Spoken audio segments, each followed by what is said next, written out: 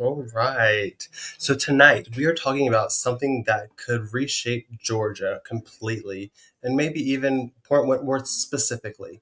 Massive warehouses, huge power demands, billions of dollars, tax incentives, job promises, rising electric bills, water usage. Some call it economic progress, others call it a mistake happening too fast. Tonight we break down the truth about data centers, and without further ado, welcome back to the Market Sip, where we talk real estate, growth, politics, and what it means for the everyday person.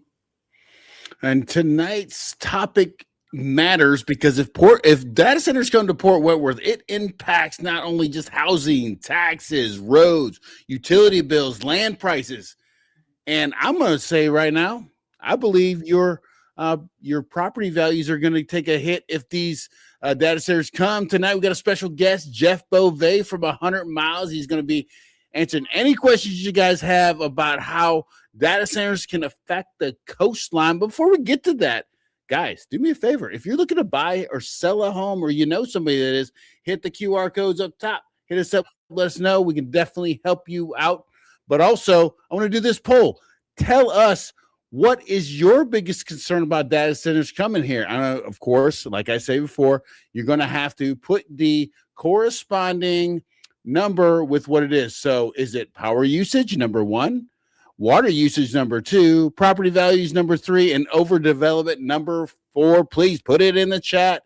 We appreciate you coming on. And hi, hello, y'all who is here. Thank you for coming on. Josh, thank you for coming on. I really appreciate it.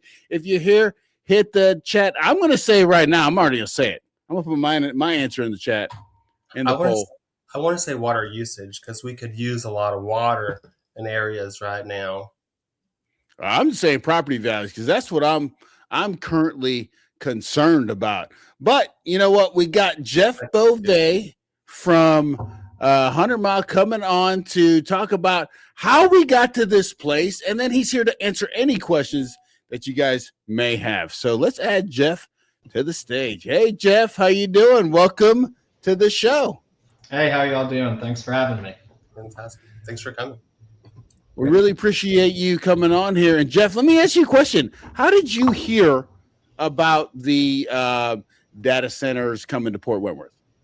Yeah, I mean, I started this job back in September of 25, so just a few months ago. And, part of my job is going to these local government meetings and, keeping a, finger on the pulse of what's happening. And I hadn't been to Port Wentworth yet in November. So I said, I'm going to go to the Port Wentworth meeting. It's only one meeting a month, which is pretty sparse. But so I went, and there was nothing on the agenda about data centers. I was just going to kind of observe and learn.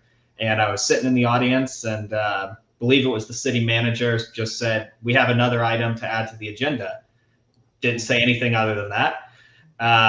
So I'm sitting, the very last item that they add comes up, and they say data center ordinance. And, my ears started to burn a little because I was like, ooh, just from being in the environmental space, seeing these things, how they've behaved in Atlanta metro area, and then starting to come down into middle and southwest Georgia, it was like, okay, the fires reach the home, so it's like, okay, it's time to kick into gear. So that's how I first heard about it. It was just by luck of happening to go to that city council meeting that day. Well, I'm glad you did. Brandon, how did you hear about it coming to Port Wentworth? Well, I first heard about it when I got a phone call before the meeting, and I could hear the acid reflux building up before I answered the phone. And then you called me and told me that it was on the thing, and you were pretty heated. So then we dove down that rabbit hole trying to figure out everything data centers. Yeah. And that was kind of, Jeff, the what you were talking about. I saw the planning zoning on, I think it was the Port Wentworth community page, or it was the politics page. I can't remember. Somebody brought it up in there, and I was like, huh. Well, that's crazy. I think me and Brandon did a show almost immediately after that. We did a bunch of research and stuff like that.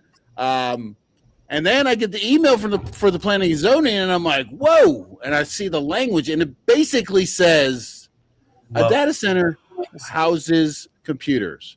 And then they opened the door and it said, come on down. Whatever business wants to come in here to set up a data center, we are open for business. Well, of course, the Planning and Zoning Board did not like that. So we unanimously voted it down. But Brandon, let me ask you a question. How long did it take in your exhaustive, because they did 3 days. Oh, sorry. I almost forgot to say this. So we turned it down. That was on that Monday. And for some reason, there was I want to think there was a holiday or something. So the city council meeting was on that Thursday night, right? And so they did 3 days to change the zoning ordinance that we turned down, right? To change it to make it go past, because they wanted to pass it that Thursday. So Brandon, how long did it take you to do research on data centers before you realized it was harmful? oh my God. It was exhausting. I'm data centered out, honestly. Uh, but like, it didn't take long because once we dove down that rabbit hole and started reviewing the hundreds and hundreds of videos and reports and community discussions while fact checking, because we did fact check, because that's important, it was probably about 15, 20 minutes in before there was a clear pattern showing up. The communities across the country were pushing back real hard, and the officials were still approving them, which is crazy to me. And I get why people are concerned because you're talking about facilities that consume massive amounts of electricity, sometimes comparable to a small city. What? Which can require an expensive grid upgrade. Like, that's who's paying for that? So if those costs aren't like structured correctly, we're paying for it. Thank you so much in our utility bills. And we're also talking about the heavy water usage for the cooling in most cases, the large industrial footprint, the generator noises, the transmission infrastructure, and environmental strain that extends beyond the property lines of the data center. So for me, nothing gives me the warm fuzzies. I'm not against technology. I'm against communities being, asked to absorb the downside while being sold the upside, if you know what I mean. So Absolutely. if it's going to happen, people deserve full transparency on the costs, the impact, and who really benefits from a data center, which is nobody. So I'm going to throw it to you, Jeff, because wetlands are huge here. So specifically wetlands, how can large scale developments like data centers affect the wetlands in the coastal ecosystem? Yeah, I mean the main thing is just they're, particularly these hyperscale data centers. So the one that, a Google, a Meta, and Amazon Web Services want to build, they are generally, hundreds of acres in size. And frankly, whenever you do that, you're building these massive warehouses that are just, concrete and steel and impervious surface. And anybody who's lived here for a while, I was born and raised in Savannah, so I've lived here for basically my whole life, knows we are the coastal empire in low country for a reason.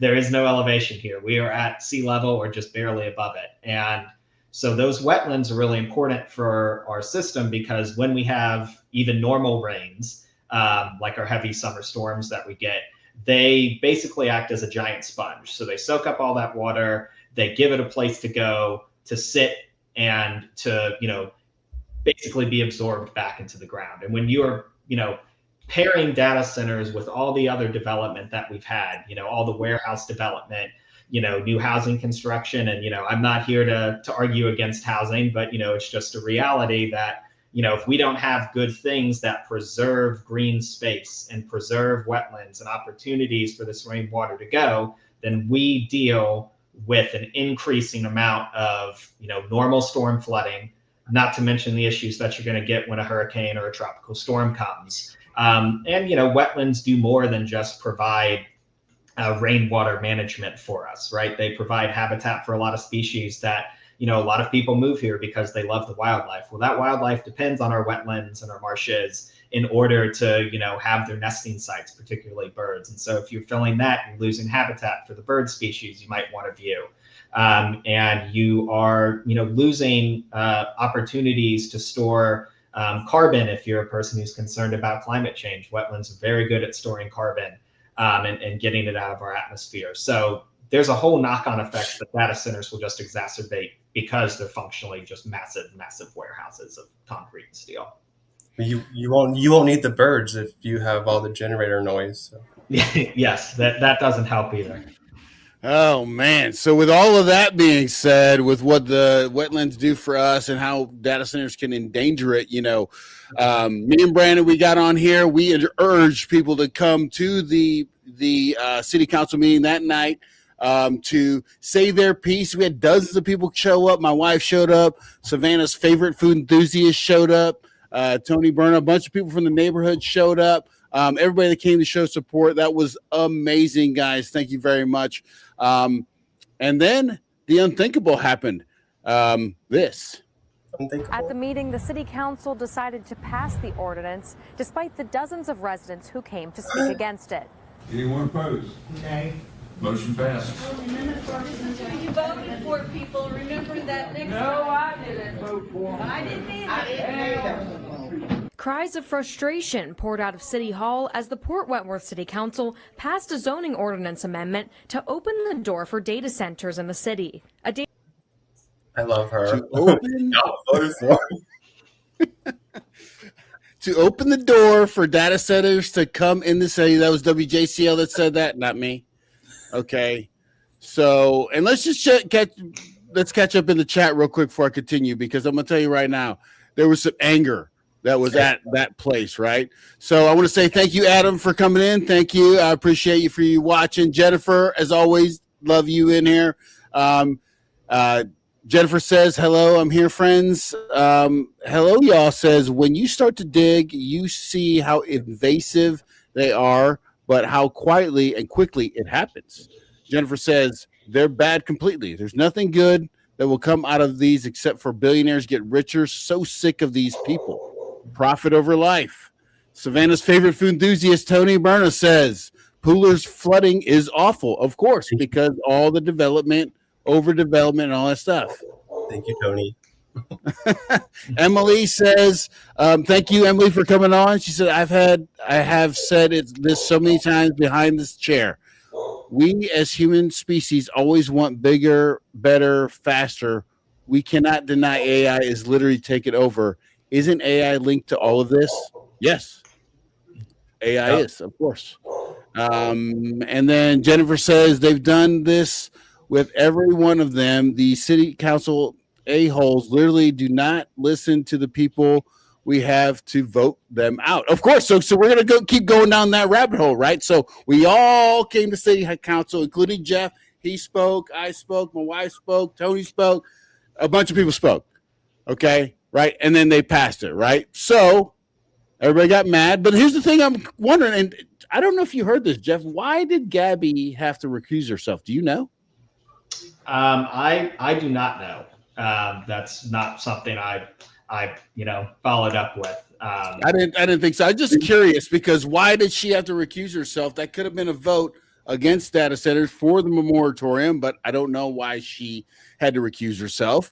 Art Lisa, this is the one thing I want to everybody remember. Art Lisa said nay. She was fighting for the moratorium for us. I don't want anybody forget that she was on our side. So I appreciate that from her. Okay. So now me and Brandon are scrambling. We got to do something. So we are getting city council members on the show, right? Brandon, who was the first person we brought on the show? Okay, I'm sorry. Sean Randallwaller. It's Sean.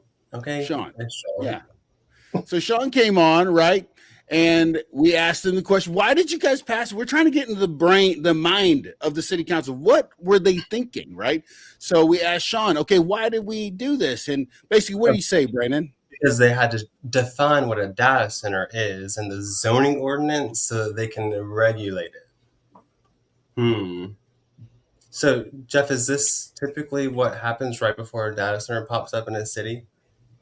I mean, let me say I agree in theory with the need to define these things and have good laws around them. I mean, I said that myself in my comments and what we provided in a letter we wrote them before all of this. But the idea that they needed to rush to write the definition was a fundamental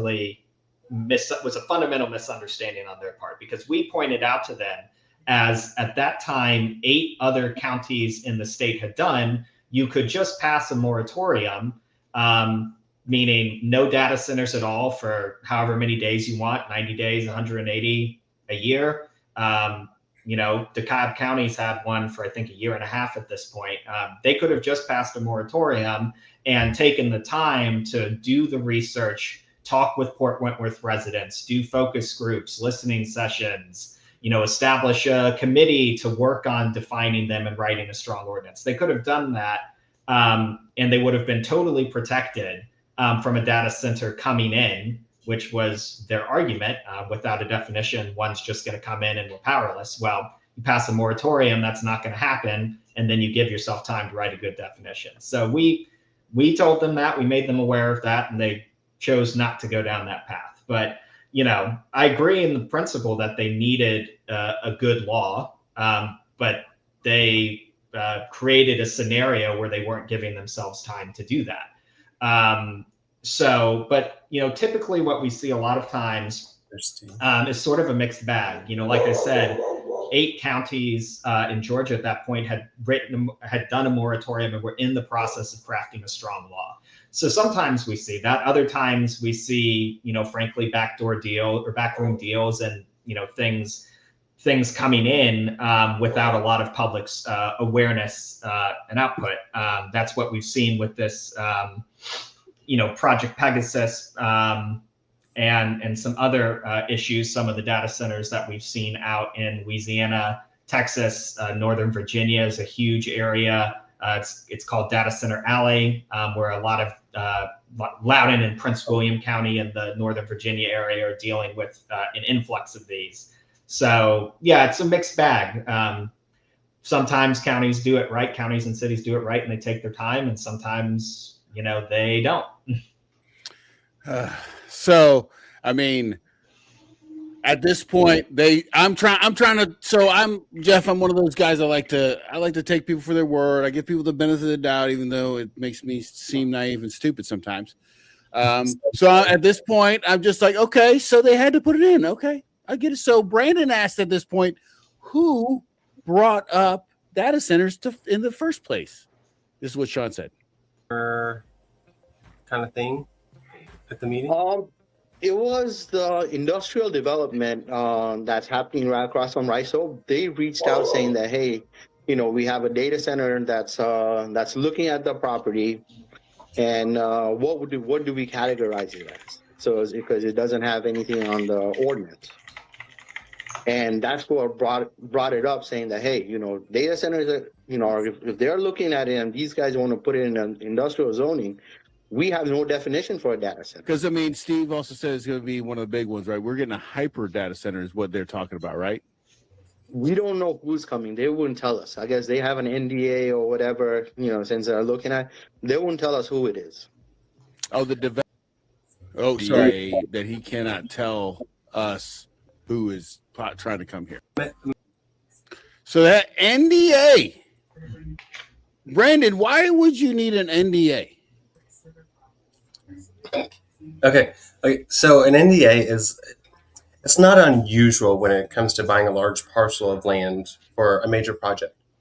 They're there to keep the competitors from coming in and skyrocketing their prices and trying to get in on their deal, or having the landowners be like, oh, this property's coming. Oh, you're going to make a lot of money. I'm going to hijack my price.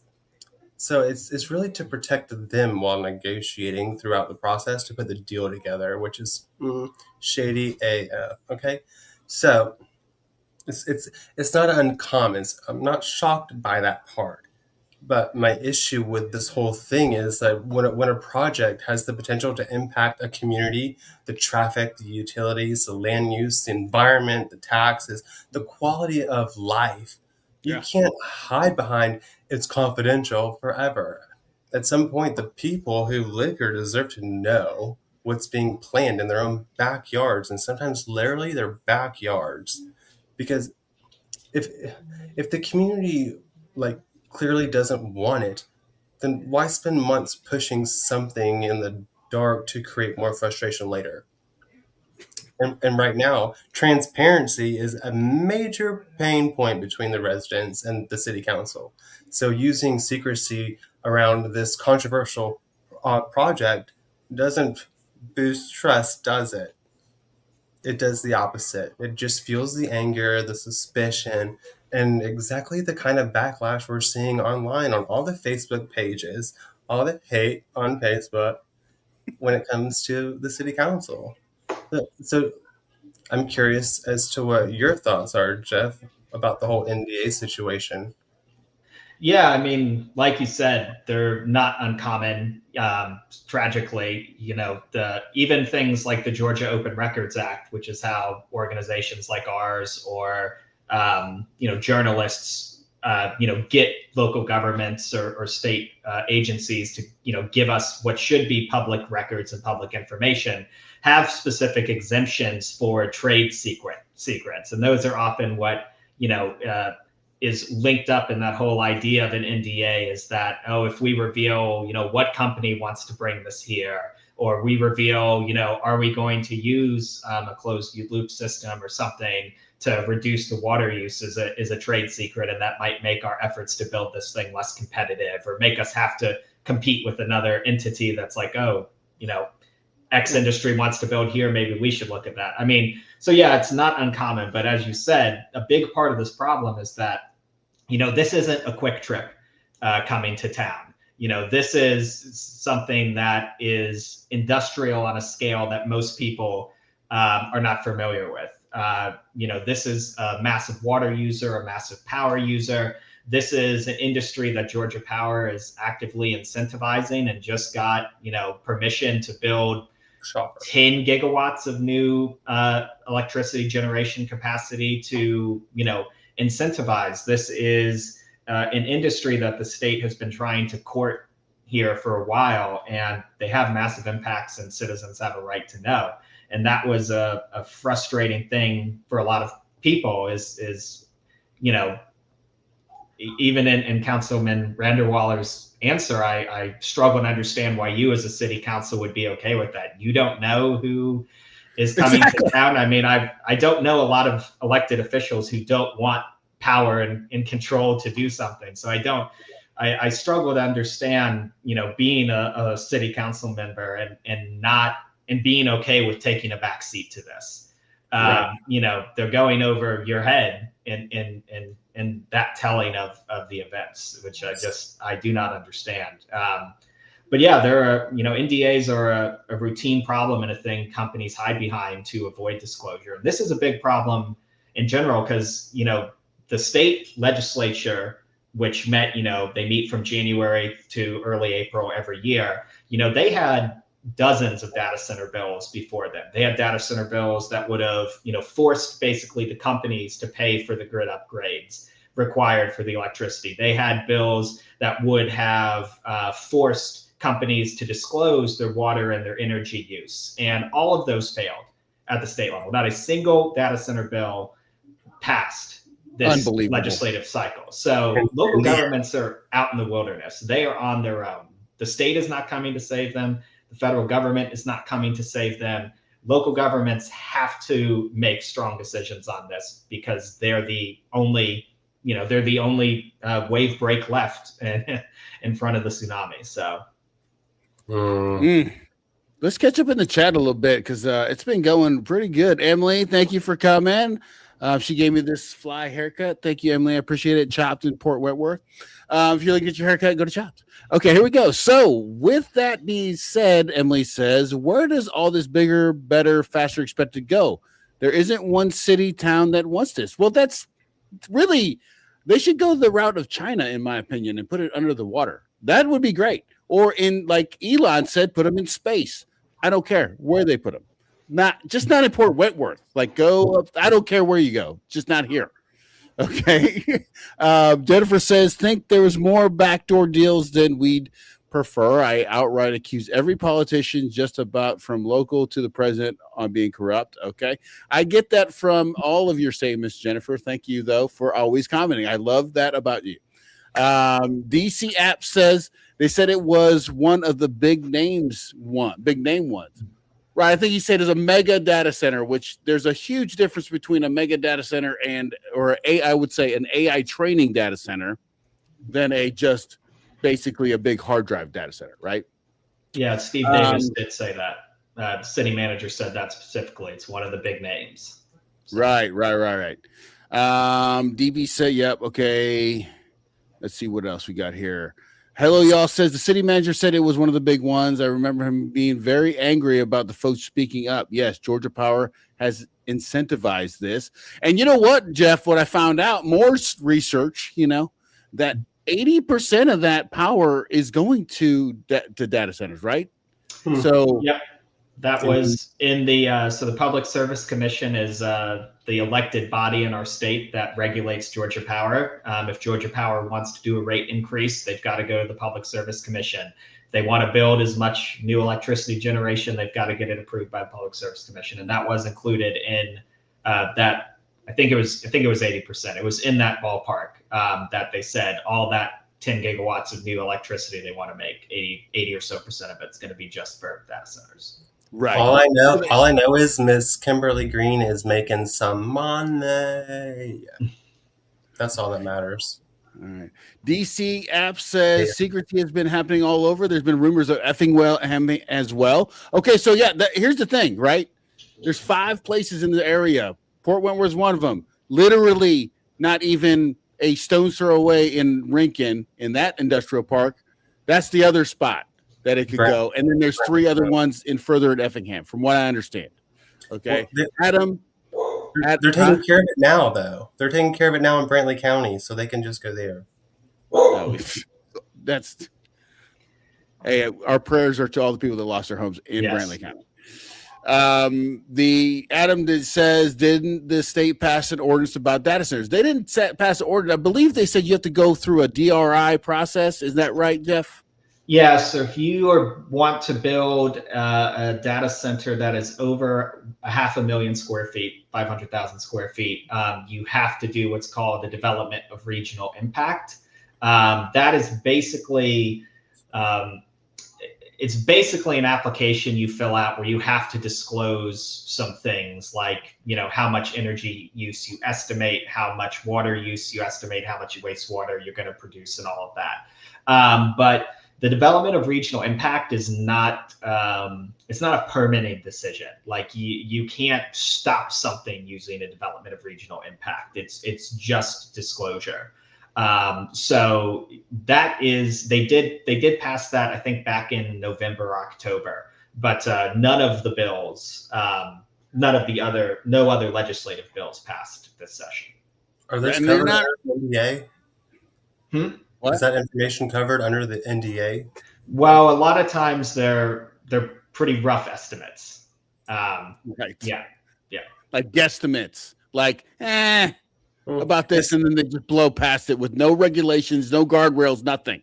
Right? It's like 100 to 1 million, somewhere in between. It's like 5 million to 100 million, something like that. Still about right. So, okay, thank you guys once again for the chat. You guys rock. Thank you so much, and don't forget the polls going on. If you came in late, what concerns you most about data centers, power usage, water usage, property values over development? Put in the number in the chat. 1, 2, 3, or 4 in the chat will inform our poll. So thank you guys all once again. So after at this point, after Sean says we have to get it in there so we can regulate. Okay, so at this point I'm thinking, oh, okay, so they want to make the ordinance stronger. So we asked Sean, would you guys make the ordinance stronger? And this is what he had to say. A lot of people, including myself, wanted a moratorium, but I mean, we didn't get it. So I say, it sounds like you guys are willing, if we see that there's other changes that can be made to the ordinance, you guys are willing to change that. Is that correct? Definitely. So definitely want to change it. It's a strong word. So that was great. So after talking to Sean, I'm like, all right, we got 1. Guard Lisa, that's 2. Okay, we're in business, right? We're making headway. So get a hold of Mark Stevens, have lunch with Mark. Amazing. He treated me to El Ranchitos. Thank you very much, Mark. I really appreciate it. Have you ever ate El Ranchitos? Love it. It's great. You should go. Okay. So talk to him. We talked about data centers, talked about his past and all that stuff. It was a great conversation. And I asked him to be on the show. He agreed. And I said, hey, Mark, I'm going to ask you this question. What do the citizens get if a data center come here? What benefit do they get, right? I told him that in lunch. I'm going to ask him that question. During that time, I reached out to you, Jeff, and we, I know you don't know that, but during this time I reached out to you. We were talking about the two different versions that you had worked on to make the ordinance stronger. Can you talk about those real quick? Yeah, so, I think, Brandon, this goes back to an earlier question of yours is, what is frustrating people, and it's not just the NDAs, it's here, like I said, this was an item added to the agenda at the meeting. So you already had to be at the meeting to have heard the first time this came about. It was me and 4 other people. So we were the 5 people in Port Wentworth who heard about this that day because it was added last second. That was November 20th. Then November, 15th was the Planning Commission. It was something around there. The second, to my memory, so that first version of the ordinance was literally just the definition of data centers, and it said they're permitted in industrial use. That was all that was on there. That was it. Yeah. That was it. We immediately, as an organization, were we wrote a letter, we reached out, we said, we appreciate y'all taking the initiative to do this work. We're happy to work with you to write a stronger ordinance. I did not receive a response. That second version of the ordinance, I think it came out right before the Planning Commission meeting, if I remember right. So it came out that Monday morning, maybe, or maybe it was So there's a weaker one than the one I saw. So that second one had more stuff to it. So it had some reporting requirements that said you have to look into using the city's wastewater for your cooling, things like that.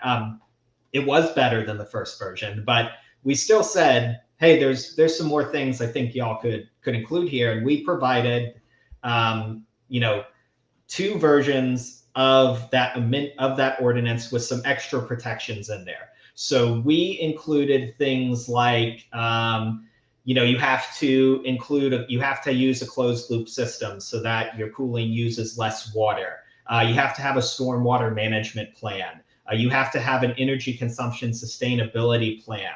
You have to have a decommissioning plan. So if you build this thing and then 5 years later it goes bust, the local government isn't left holding the bag to, deal with all this electricity transmission.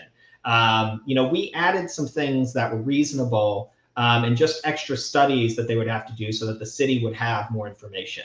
And those weren't included. So, we reached out to the city. We tried to provide some more information, and it did get stronger the ordinance did get stronger over time, but there's still things that could be improved. Right. So I sent that version to the entire city council, both versions that he sent to us. Okay. So apparently I didn't know you already so they already had all this information. So I was just emailing them for no reason, apparently. But anyway, so I emailed him. They had it right. So Mark Stevens comes on. And I asked him the very question I said I was going to ask him. What do the citizens get out of this? And this is shout out to Savannah's favorite food enthusiast, because he's the one that actually asked me this question when we had dinner when we were going to do this thing. So what do we get out of this? But what are the citizens going to get if we do get one? I guess that's what everybody's wondering.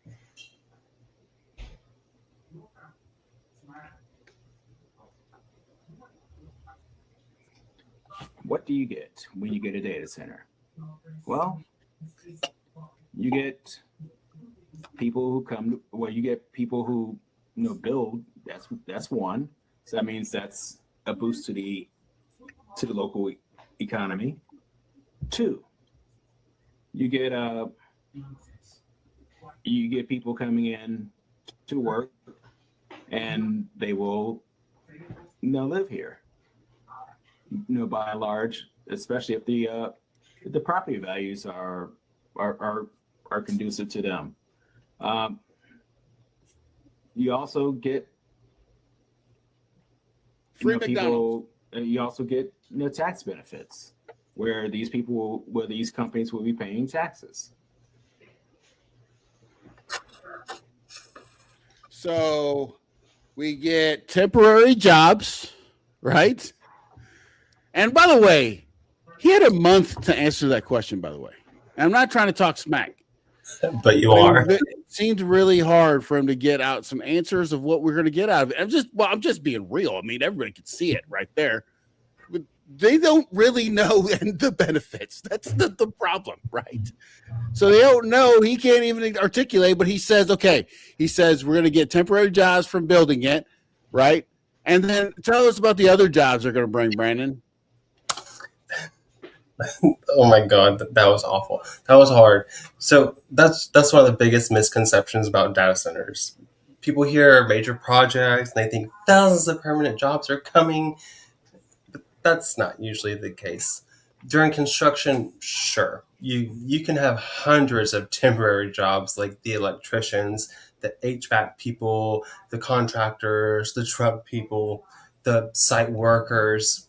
But once it's operational, many of the data centers only bring, I mean, the larger campuses are like a 50 to 150 permanent jobs, which is the IT technicians, the network engineers, the security, so no one breaks in and steals their data, get the maintenance people. So the real question really isn't whether jobs are created, it's whether the number of long-term local jobs match the amount of land, power, water, and resources that are being used by the data centers. He didn't answer none of them. They hire people from out of state to come in. Yeah, they bring them from other places. They don't hire within the community to help the community people. They have people that they pay a lot of money to travel all over to build these things. So nice try. That's all I got for you, Mark. You get new neighbors and temporary jobs. Jeff, are these cities so after they pass the ordinances and data centers come, are these cities, and I don't know if you're familiar, so I'm just asking you this off the rip. Are they seeing these tax benefits? Yeah, it's hard for me to say at the local level. I've not looked so much into that, but I know, I have general concerns that, these companies are also working the cities, right? They are trying to get the best property tax breaks and abatements that they can get. We see that with stadium building. We see that with recruiting some other large industries to the area that, we get that there's always a property tax abatement that seems to go along with these. So I would question in general how much local governments are getting on the property tax, especially if they're deferring property tax payments for quite a while, because we know that the AI market is a bubble, and I'm not saying it's going to disappear entirely, but there is going to be some right sizing to it. And if you let a data center into your neighborhood, isn't going to be here in 10, 20 years to pay itself off, especially if you're providing them with incentives. We do know at the state level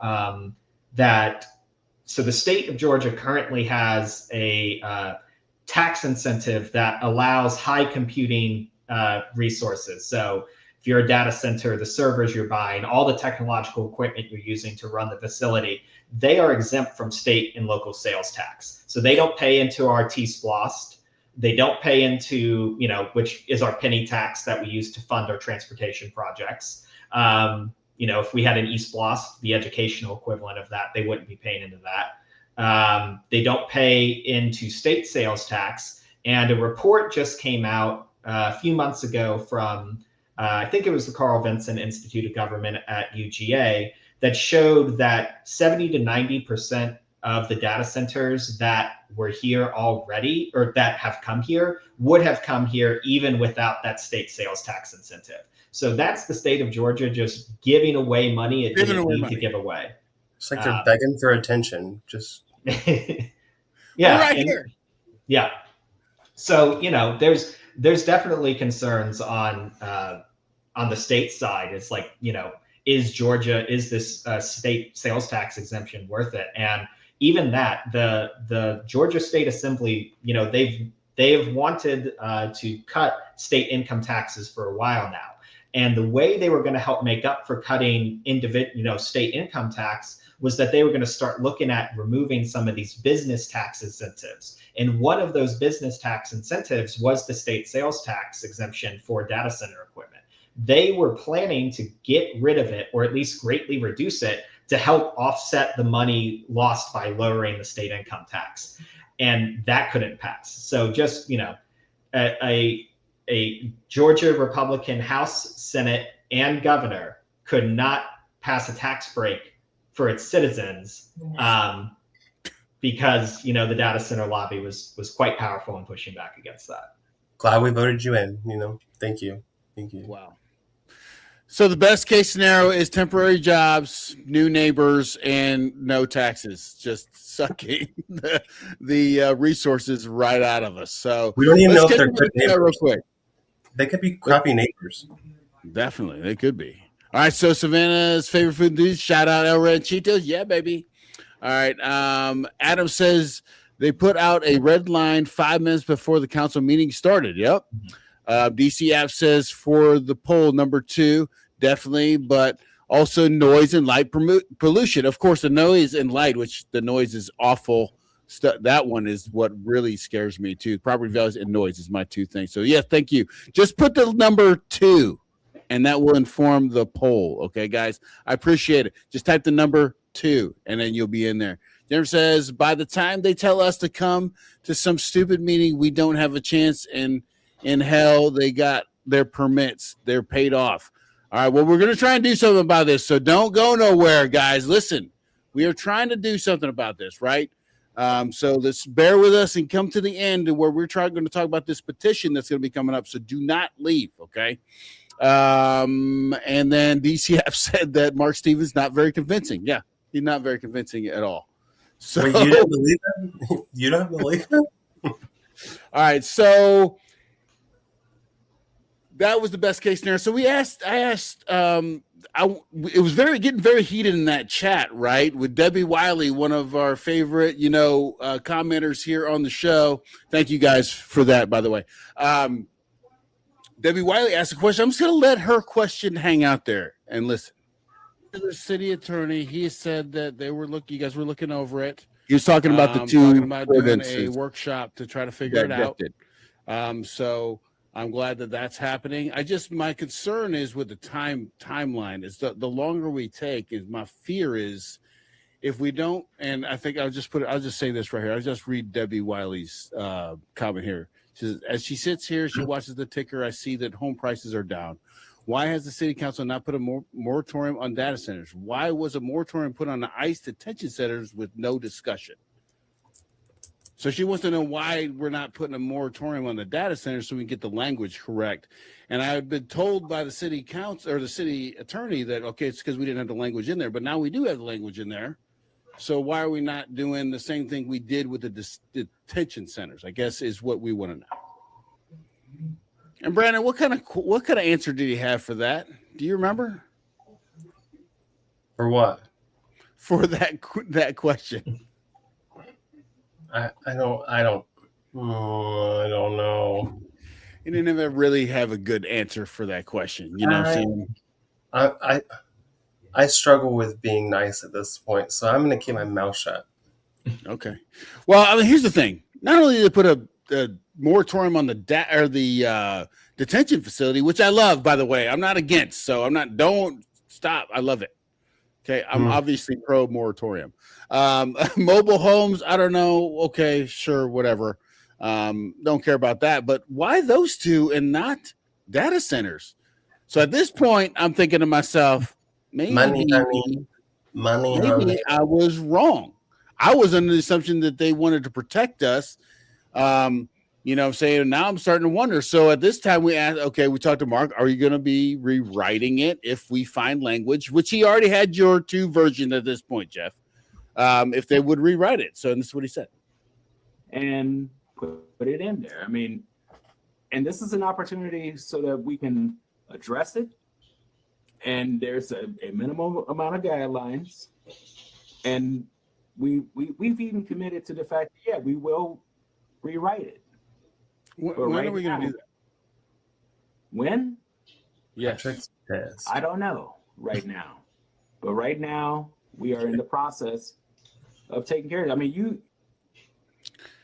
And he goes on to say that we had those two versions. He'd looked it over. He enjoyed them, by the way, Jeff. So you have a compliment there. He enjoyed yours because he was into policy. Right? That's what he's all about. Okay. I'd be very happy to talk policy with Councilman Stevens. I'd be happy to talk with any of them. That's, not just me being a smarty, but that's, I work with people across the ideological spectrum to find solutions. That is my job. That's the job of my nonprofit.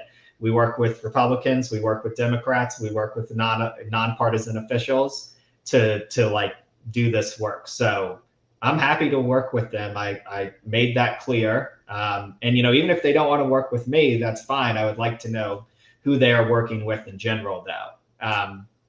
Because I trust the Port Wentworth City staff are smart and they care and they work hard. But a city the size of Port Wentworth, a city the size of Savannah, a county the size of Chatham County doesn't have the resources to do this on their own. They need partners and they need people to work with them and work together on this. So I'm putting the call out there. We're still happy to work with anyone on the Port Wentworth City Council. And we have a model ordinance that we wrote that is even more detailed and covers a lot more topics than what I sent back in December. So we're ready. All right, fantastic. It's great. Let's catch up in the chat room. Well, actually, before I do that, listen, here's the thing. Sean said he would change the ordinance. We saw it. You saw it with your own eyes. Mark said they would rewrite it. Who else said that zoning ordinances could be changed? Let's see.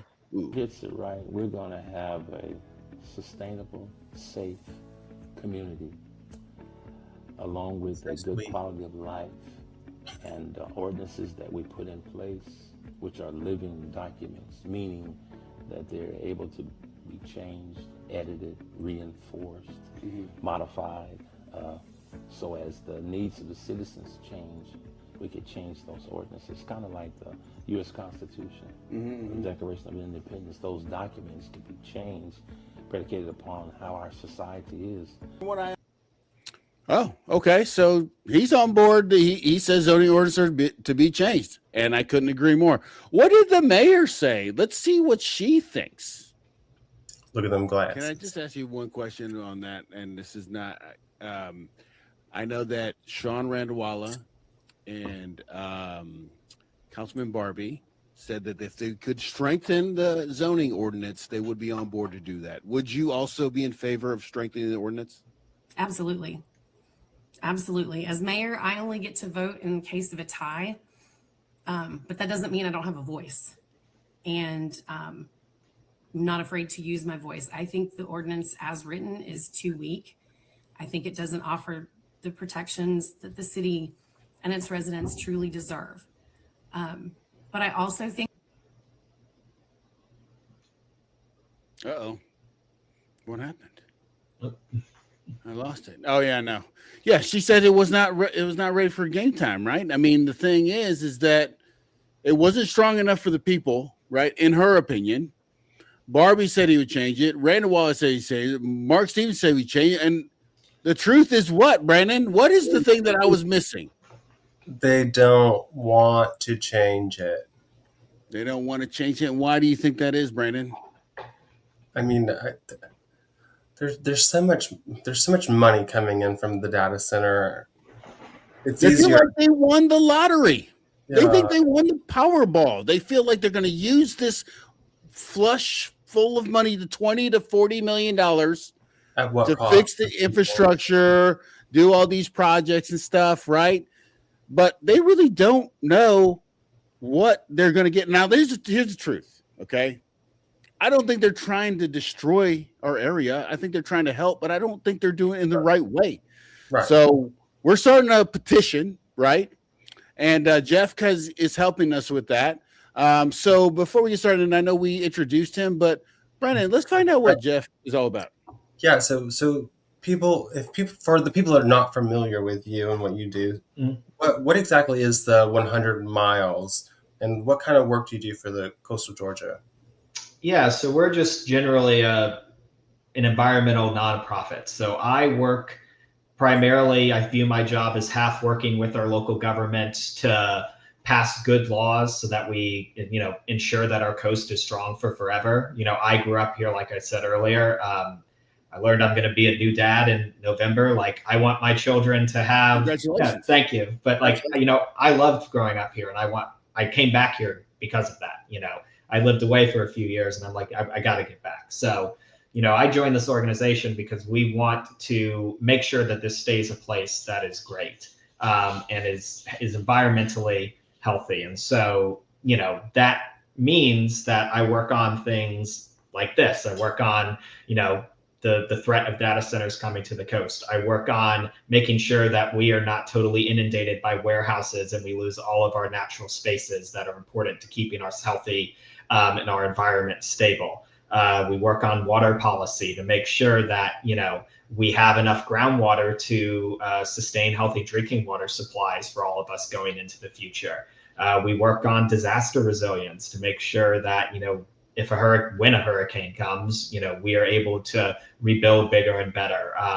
So I work sort of half on that government relations side and then half on sort of community organizing and advocacy side, because, the way local government is supposed to work is that it is where you as an everyday citizen have the most ability to have input into how your life is going to shape out, what your community is going to look like.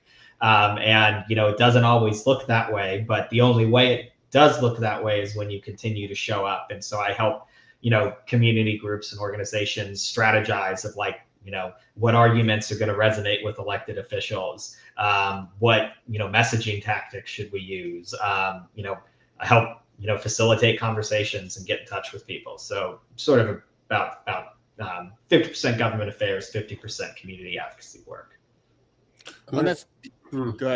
I'm going to tell you that the whole showing up thing is real disheartening when you watch all the data center videos. Yeah, I understand it. People were very upset after, this ordinance got passed. And, sadly, I heard the same thing I hear a lot, which is, why should we even show up when, they're not going to listen to us? But, you're either at the table or you're on the menu, right? Or however that saying goes. And, as disheartening, as disheartening as it is, I'm an eternal optimist, and you've just got to keep pushing. There is no other option. Well, I'm glad you're here to help, and you've been helping us with this petition, and I sent it to them to give us a review. I saw your input. I made some changes, and then I'm trying to get this petition out there by tomorrow. So me and Jeff will talk back and forth about that. But so let's get back to the chat real quick. So loading name, please wait, says there was no answer because the answer should have been obvious. Right. Jennifer says this whole subject is frustrating and there's no one we can turn to because billionaires have bought the country. Agreed. Then Jennifer says she's going to be a grandmother. Congratulations, Jennifer. And they're stealing your baby's future or your grandbaby's future. I agree. And then, yeah, it's just been a litany of craziness, right? So, my question to you is, do you think this petition really is going to have an impact, or is there a different way that we should be approaching this, Jeff? Yeah, I mean, I think you have to show discontent. Local governments, by and large, are used to nobody showing up. Like I said, the very first meeting where I heard this, it was me and like 3 or 4 other people. Like, that is what a lot of local governments are used to. And when you apply consistent pressure, and you have consistent asks and things they can actually act on, you have a chance to make a difference. And, a petition is one way to do that. Consistently showing up to meetings is another way, but, Port Wentworth has 1 meeting a month, so it's a little hard to have that same impact. So yeah, I think, an informal petition, making a very reasonable request saying, hey, we would like a moratorium. We think we missed an opportunity to have a moratorium in the first place, so why not pass one now? Moratoriums are not binding. They can be removed at any point. So, it doesn't bind. It doesn't bind the city council's hands. They're well within their legal right to do it. There's a state Supreme Court precedent saying that you can pass temporary moratoriums, and nobody has a vested interest yet, so that's not a risk of being sued. I mean, there is, in my mind, no good rationale to not pass one, and take your time to strengthen the ordinance, which all of your city council member guests seems to want to do. So, I think a petition is a very reasonable ask and a very reasonable method to make it very clear of what the residents of Port Wentworth want. So then why are we where we are? It's I think that the city council felt an urgency and a need to move. They clearly were aware that there was interest out there to put a data center at the Port Wentworth Commerce Center. I mean, the website for the Port Wentworth Commerce Center touts that it's one of the few locations in the state that can deliver a gigawatt of power. You're welcome, but no thank you. And I don't need a gigawatt of power. So I think they were feeling pressure to do something, and unfortunately, they didn't do the thing that 8 other counties and 1 other city in the state had done at that point, which is pump the brakes and get this right. No, we're just throwing people out of city council meetings and then voting against what they said. Yeah. All right, so I'm going to show you guys the data or the petition that in development right now, and basically, I just want to talk about this. Okay, so the goal is this. Look, I'm going to put it in a digital form. We'll have it in a QR code. We'll have it in a Google form, right? You're going to say, hey, I agree. Now, this Google form that I put out on Facebook and social media, and I pass out flyers, I'm probably, hopefully, knocking on your door. Okay, please don't be mad at me. I just want to stop data centers, okay? Answer the door. Answer the door this time. But the goal is to say, hey, look, we have, whereas the citizens of Port Wentworth had become increasingly aware of data centers. This is Jeff. This is your language. Let me just show it real quick. Hold on here. Sorry, guys. Let me just share this screen real quick. Okay, so let me just pump this up a little bit because I want you guys to see what we're trying to do here. Pump it up. Okay, so basically it says, residents become increasingly aware of the proposed and potential data center developments in and around the community. Data centers can offer potential economic benefits, may also place significant demands on local infrastructure, including water supply, power systems, roadways, and surrounding land use. Whereas recent actions related to data center development and associated ordinance occurred within a limited time frame, which they just brought up the middle of nowhere. And Jeff was there to witness it. Thank you, Jeff, for being there. Reducing the opportunity for meaningful public awareness, discussion, and input from the Port Wentworth citizens. The Port Wentworth Planning Board has previously expressed concerns through its actions and votes, reflecting feedback and perspectives from local stakeholders and residents, which is where I was sat on, and we denied that ordinance as a planning and zoning board.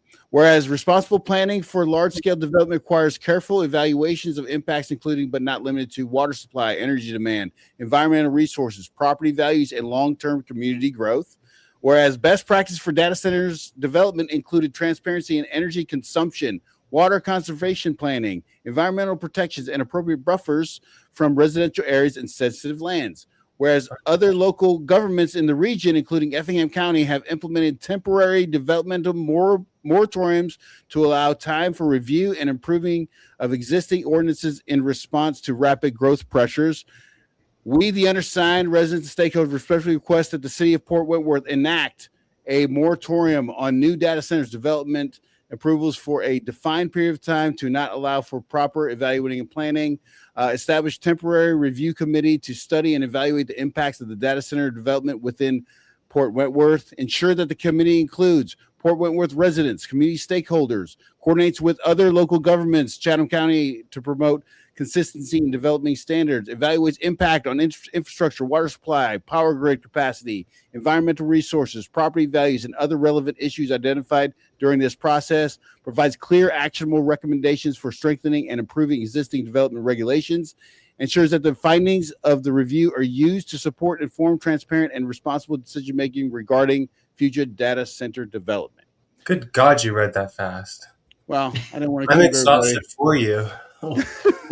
Well, so we're basically saying we want a data center moratorium so we can do the proper research. We're going to have the right stakeholders in place to include you if you want to be a part of it, right? And why would they not want to do this, right? Now, here's the catch. Me and Brandon have been talking about data centers for I don't even know how long. Brandon, how long has it been? We've been talking about it. It's been like months, right? You know my answer. Too long. I've had like a dozen shows based around this data center issue. I'm exhausted. So this is serious, right? So, but here's the point. Let's get them to vote. Let's take the petition. If you guys feel the same way I do, tell your neighbors, tell your friends, anybody that lives in Port Wentworth, let them know what we're trying to do. I'm going to be coming by your neighborhood. If you want to join the fight and you want to help us get the signatures for this petition, hit me up. You can hit my QR code up. I'll have my number in there, but I'll tell you right, my number is 912-657-3544. If you want to get a hold of me, text me, message me, Facebook, whatever, however you want to do it, and I will get you involved. We'll make you in charge of a neighborhood. Maybe we can get 5 or 6 people to knock the doors of one neighborhood. I'll tell you what, I've door knocked plenty times. Brandon, me and you have door knocked how many times? Oh, more times than I'm excited to talk about because no one answers the door.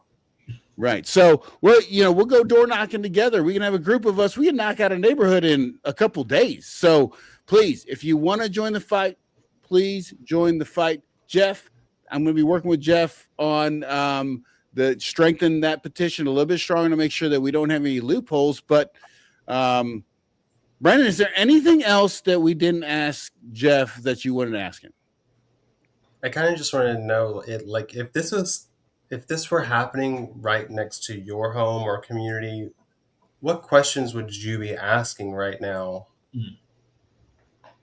Yeah, I think it's hard for me, right? Because I'm in sort of nonprofit world. So, I acknowledge I'm in maybe a different spot than someone who's just having this come. But I think for me, one thing that I've still seen no discussion on is what happens when the hurricane comes.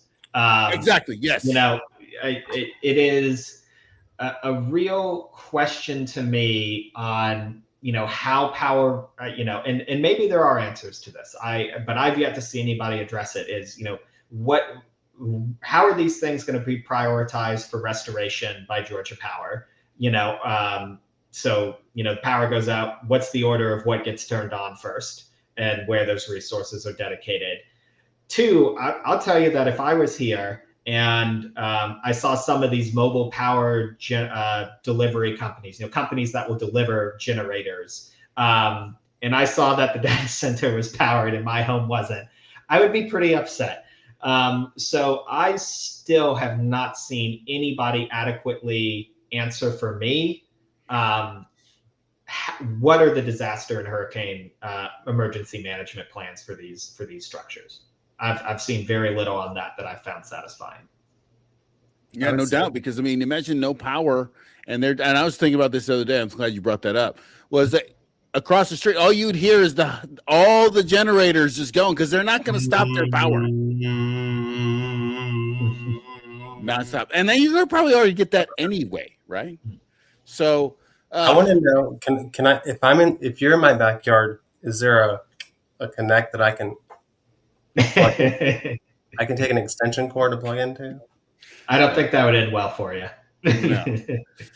But I want to just finish off of the chat real quick. So let me see. Okay, you work on everything the city doesn't care about. Laugh out loud. Oh yeah, laugh out loud. Yeah. Jennifer said these local people forget that they can be held accountable. They're not Trump. Cara, thank you for joining, Cara. Is there a higher legal power to report the council to? I don't think so. attorneys, I'm right? going to preface this by saying I am not a lawyer, but in my familiarity with the way that they have to advertise public hearings and the notice and requirements they have to give, it is my non-lawyer opinion that while I find what they did personally unsatisfactory, I believe they complied with the law. And there are a lot of things that are legal and suck. And that's just the way it is. I love the way you framed that. That was nice. It was very polite, very politely given. And then we got Jennifer said she would sign the petition. So I appreciate Jennifer's going to be the first one to sign it. I appreciate it. And Jeff, I want to say thank you so much for coming on the show. You really added some depth and understanding to the situation that we didn't have before, and some parts of the story that I didn't really have. So I really appreciate you coming on. If people want to get a hold of you, Jeff, how would they get a hold of you to advocate for some other cause or maybe this cause? Yeah, I mean, I'm always looking to hear from people about environmental issues that they're facing. You know, it's just one of me for Chatham, Bryan, and Effingham counties, so I can't promise I'm going to fix the problem. But you know, if something is happening, you can find me on 100 Miles' website. You can also email me. It's Jeff, Jeff, at 100 Miles, and you spell it all out. So don't use the numbers, spell it all out. Links in the description. Yeah, we'll leave that in our description too.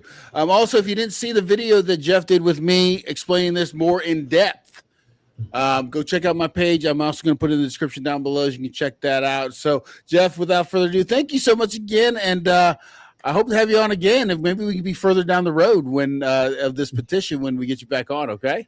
Yeah, hopefully, hopefully again, enough consistent public pressure, and that's the only hope you have to win things sometimes. So I hope they'll take that seriously, and we'll get to a moratorium and writing a stronger ordinance. But thank you guys for having me on. Yeah, thank you, buddy. I appreciate it. Appreciate you. All right, thank you. Bye. Man, what a great conversation! He added so much to that conversation, right? He saved me from my faces when you're playing the video. And I want to just say thank you, everybody, for coming on. Jennifer, loading name, please wait. Hello, y'all. Cara. We had a bunch of we did DC Apps, Josh, Adam, Tony, Michael. Thank you guys for all coming on. I really appreciate it. If you guys, like I said, once again. We got coming on. If you're into this politics thing, we have next week Pat Wilver running for Buddy Carter's seat. Don't miss it next week. If you want to ask him questions about data centers or anything, please come on by, ask him questions. The primary is coming soon. I think the 19th of May. I think early voting starts tomorrow. So but not the Pooler City Hall. Okay. Well, early voting starts tomorrow. Vote. Also, I did a Caligny Beach video if you want to check that one out. And then, Brandon, you got anything coming up? I mean, I have a last minute open house I'm gonna do in Kingsland, Georgia. So if you want to move to where I'm from, come on. And once again, like I said, thank you all for watching. I really appreciate it. And I'll see you guys next week. Talk soon. Ciao, ciao. Pow, pow.